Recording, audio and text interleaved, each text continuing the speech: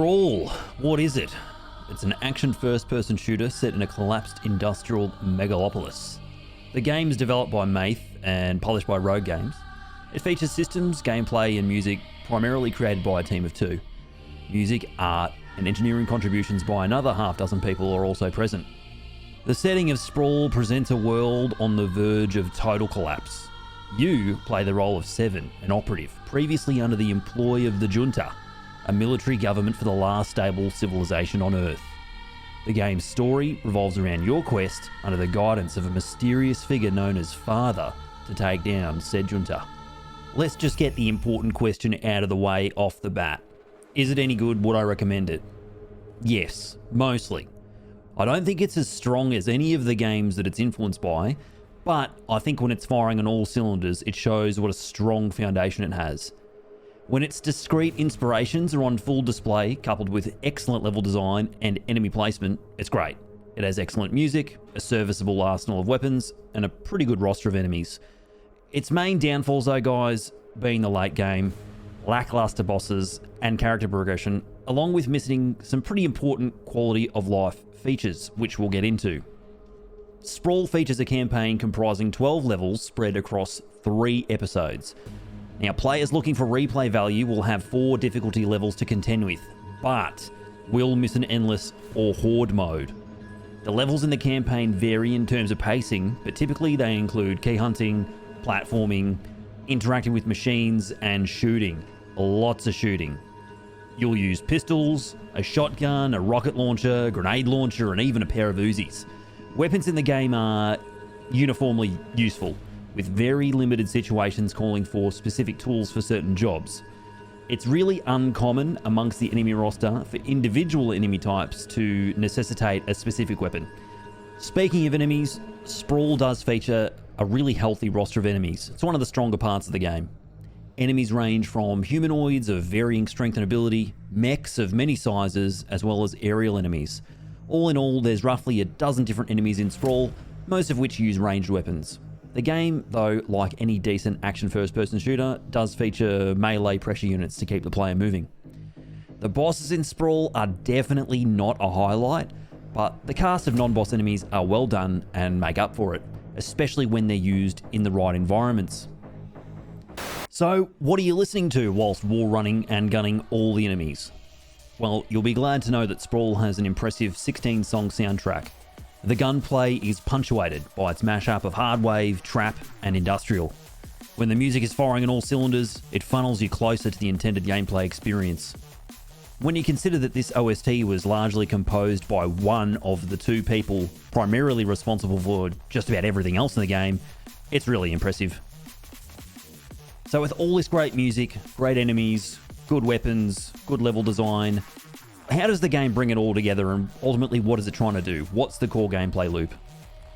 I think it's fair to say that we've reached a point in the action first-person shooter subgenre where the constant mishmash of mechanics between popular entries in the subgenre makes it hard for individual games to stand out. So what's SPRAWL do to differentiate itself, and what can it be compared to? Well, mechanically speaking, SPRAWL is like Titanfall, Trepang 2, but with a bit of Doom Eternal thrown in.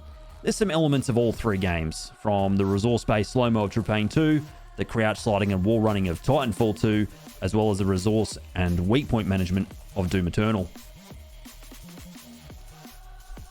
It's all well and good to have influences from excellent titles like the ones I've just mentioned, but how well do these inspirations coalesce, and how good does SPRAWL do a job of zoning players into the proverbial fun zone?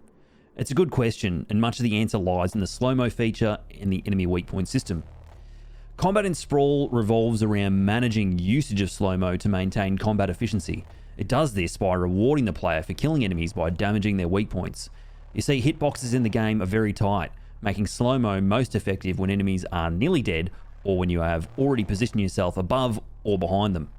The quicker you can kill an enemy during slow-mo, the better off you're going to be, or at least taking them down without using more than a third of your slow-mo, as enemies will drop a vial of adrenaline when they die that restores a third of your slow-mo. This makes mastering traversal really important, as enemies will turn on a dime to protect their hides, making it harder to hit their weak points or to be ammo efficient. If you don't get schmoovin' and groovin' in Sprawl, you'll wind up dumping all your bullets into enemies' torsos and get nowhere. The difference between a headshot or a weak point blast compared to any other damage is massive. Killing enemies quickly during slow-mo, Mr. Streamer, gee, sounds an awful lot like Trepang 2. And you're not wrong. In that game, dispatching enemies in as quick a time as possible to preserve your slow-mo resource is a key part of winning. Efficiently engaging the Sprawl combat loop, it would be fair to say, can look similar to Trepang 2. That's not a bad thing by any stretch. However, it's my view that the level design, in-combat platforming, visual style, and music is what will separate Sprawl from its AFPS counterparts. Let's get back to talking about movement. In Sprawl, the movement system is largely about crouch sliding. There's no dashing. And I feel like this is because crouch sliding parlays better into wall running. It's also a suitable replacement for dashing when it comes to avoiding damage. And lastly, by not being able to dash, the player has to learn to wall run to complete platforming both in and out of combat. I don't know about you, but I'm personally happy to see an AFPS game without dashing. The movement system shows that less can be more. And as an added feature that keen players will surely take advantage of, you can shotgun boost yourself to gain extra height. This can be used for platforming and combat. It's great, but you'll definitely feel the ammo limit bite if you rely on it too much. When is the game at its best? I think it's at its absolute peak when the Venn diagram of platforming and shooting are a perfect circle. You could say that about any movement shooter, but for Sprawl it's especially important. The flow of levels and placement of platforming structures in combat spaces has to be well done. When it is well done, you'll feel like there are many ways to climb or move through the space. Bounding walls, repositioning over enemies, breaking away from combat to recover, and then finding yourself in a net positive because now you can shoot down or behind enemies. And when you can do that, the game is really hitting its stride. It's firing on all cylinders. It's just a shame there's no in-game system for gluing good movement to combat. For example, a damage increase while wall running, or prolonged wall running by killing enemies wouldn't have hurt to further incentivize this kind of play. Let's talk about the best enemies in the game. There are a couple of standouts in the roster of enemies. The best one though, I think, when used right, has to be the Berserker. He works well in the context of the broader game and is a unique standout compared to the ensemble of humanoid and mech enemies. The Berserker is this unrelenting pressure unit that hits hard and moves fast. His ultimate weakness though, wall running. If you get airborne or hit up walls, then this poor guy has no chance. If you try to face him head on, you are doomed. The Berserker is actually another great example of something that feels emergent in terms of problem solving. The chain gun, another weapon in the game, is great against the Berserker, but it slows the player down. Seems like a problem until you realise you can wall run to negate the movement speed penalty. Very, very cool. Perfect enemy, the Berserker. Except when faced with certain vertically challenging situations. Another notable mention being the Covert Unit Ghost. These enemies are more difficult to see, they move fast, and come in packs. To master dealing with them, you'll need to learn how to efficiently dispatch enemies during slow-mo. If you exhaust your whole slow-mo bar and these enemies are still on the proverbial chessboard, you'll be stuck in Struggle Street. In terms of best weapons, it's really hard to pick one, but the shotgun is fun. It's easy to dry swap, and jump boosting with it is really fun. It feels odd giving emergent gameplay as the primary reasons for liking something more than others within the weapon roster, but the weapon roster itself is very typical and lacks mods to heighten other weapons' personality or utility.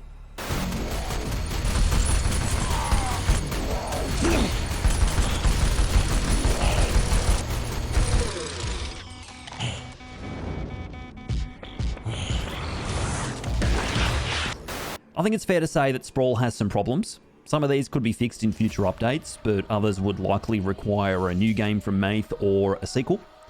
On the smaller problem side, there are some gaps in the settings. The HUD is also missing some key information.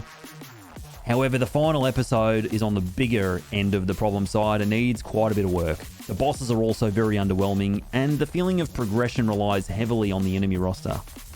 And 5 years ago, this might have been okay to rely on your enemy roster, but the AFPS, the movement shooter subgenre, the boomer shooter subgenre, nowadays is starting to lean more and more into light RPG elements for player character power progression. Let's start with the game settings. Now, when your arsenal starts to get rounded out, you'll start struggling to reach keys and want to rebind them. But you'll be surprised to find you cannot rebind weapon selection keys, which boggles my mind why that's missing as a feature. And the large reason for that is because current action first-person shooters tend to feature weapon swapping, making placement of keys according to ability and preference super important.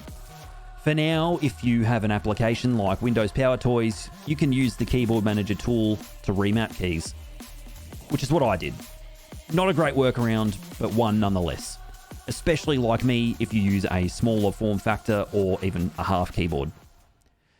In addition to this, you are unable to toggle auto swap on empty off, meaning mid-combat, if you run out of handgun ammo, the game will swap you to the preceding weapon in the weapon wheel, which, if you're using the handgun, is the rocket launcher. So you might be close to an enemy using the handguns and then swap to the rocket launcher. Just imagine how many deaths that's going to cause. Lastly, there is no way to swap to a weapon that has no ammo. Sounds a bit nitpicky, but after several hours of weapon swapping, you get a bit of a muscle memory for certain combos. In that sense, being able to swap to a weapon without ammo is useful, especially when dry swapping. Dry swapping is a weapon swap where you don't fire the other weapon. It's just used to bypass animations and increase damage. Now, hopefully settings to toggle these two behaviors and allow for weapon binds to be changed can be introduced in a future update. It's also worth pointing out that there is no HUD element to indicate which keys you have collected. This is a fairly important aspect to the exploration and could save players backtracking if they are unsure about which areas they visited or keys they've collected. Now for the bigger problems. But before we dive into these, I just want to remind everyone that I think SPRAWL is a good game with a strong foundation. It's good, but there are these specific areas where it falls short, namely the boss fights and the final episode. The boss fights in SPRAWL are very poor. The first boss was actually quite alright, but much of that has to do with familiarity. The first boss features in the story, so by the time we get there it doesn't feel arbitrary and we're invested in defeating this enemy. The other two bosses are both large aerial mech craft, and the loop for these enemies involves targeting their spongy weak points and just going to town on them. Playing on hard, if it wasn't for the health bar, it would be very difficult to tell how far off from ending the fight or starting subsequent phases I would be. Besides, the first boss, there's very little feedback during the fight. I just have no idea how much health I've got left, and it'd feel like it was going on forever. More importantly, the spaces in which the boss fights take place are also very plain and do not seek to test the player's ability to traverse the space. Or if they do, it's just unfun and simply there to be done. Imagine a fight that takes place in a cut-down version of the tower in E2M4.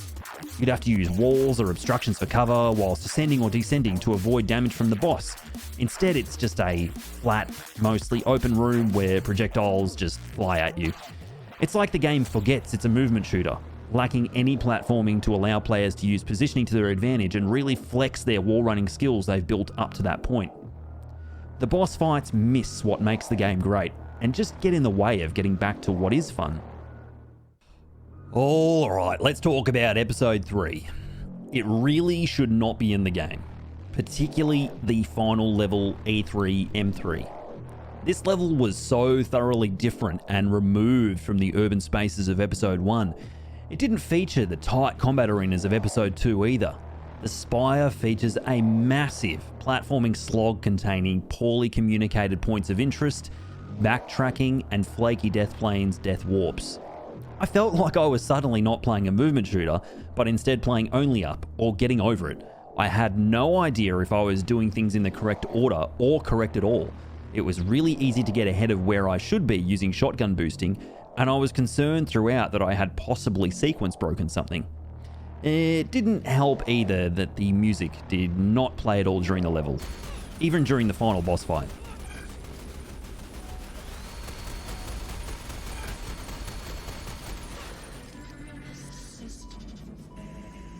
Right before the final boss fight, the last arena of this level is kind of a budget version of Vega Central Processing from Doom 2016. Instead of destroying cooling tanks, you destroy 3 sub-processors and then destroy the central processor of a character named the Father, which is totally not a spin on Vega either. The room looks like something from the first boss of Turok 1. It's this great big empty space punctuated by 3 identical structures that feature the same annoying platform sequence to access a switch. Episode 3 needed way more time to cook. It shouldn't be in the game, and unfortunately is a really rough way to end an experience that felt like it was coming together throughout. Would I still recommend SPRAWL? Absolutely. But how can Maeth improve SPRAWL, either itself or in a subsequent game? Well, obviously the first thing is quality of life features like door keys on the HUD, being able to toggle auto swap on empty off, and importantly being able to rebind weapon keys would be great additions that hopefully they can make to the game in a future update. They also need to try to find some sort of skill-based mechanic to connect combat and traversal systems together so the skill ceiling can go higher and higher as the player gets better at the game and provide them with a more rewarding sense of progression. That's all I have to say about SPRAWL, guys. You can join me on my Twitch stream where I will be playing through the game on hard mode and possibly even Nightmare just to see what it's all about. Now, if you found the video useful, subscribe, like, comment, and more importantly, keep smiling, don't do anything I wouldn't do, and bye for now.